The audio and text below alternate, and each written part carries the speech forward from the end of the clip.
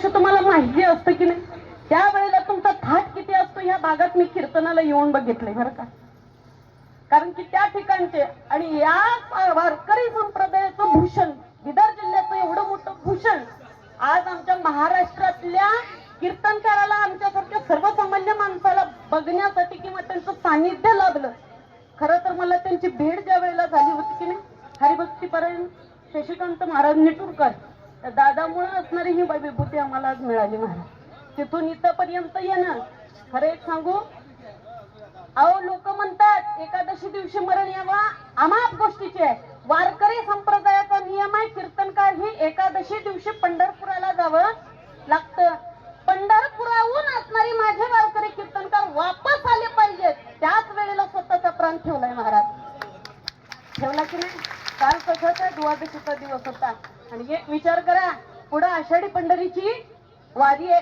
कुठलाच माझा कीर्तनकार माझ्यापर्यंत यायला, कुठलाच माझा भक्त माझ्यावरती प्रेम करणारी माझी लेकरं माझ्यापासून दूर होऊ नये म्हणून पुढचा वारीचाही सहवास येऊ दिला नाही आणि मागची एकादश सुद्धा येऊ दिली नाही.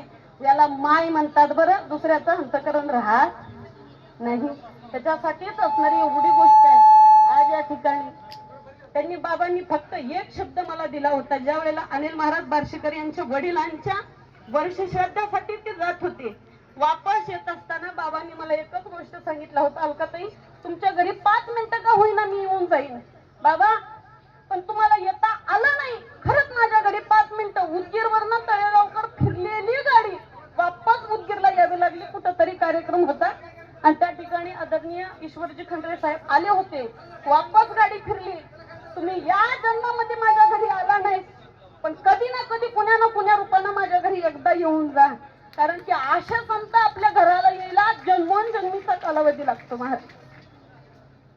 आणि एवढा समुदाय या ठिकाणी यायला जमा झाला. या ठिकाणी आता इथं बघितल्याच्या नंतर आपल्याला वाटतं की नाही, खरं मरण जर येणार असेल तर असं आलं, इथंच जरी आलं तरी काय हरकत नाही.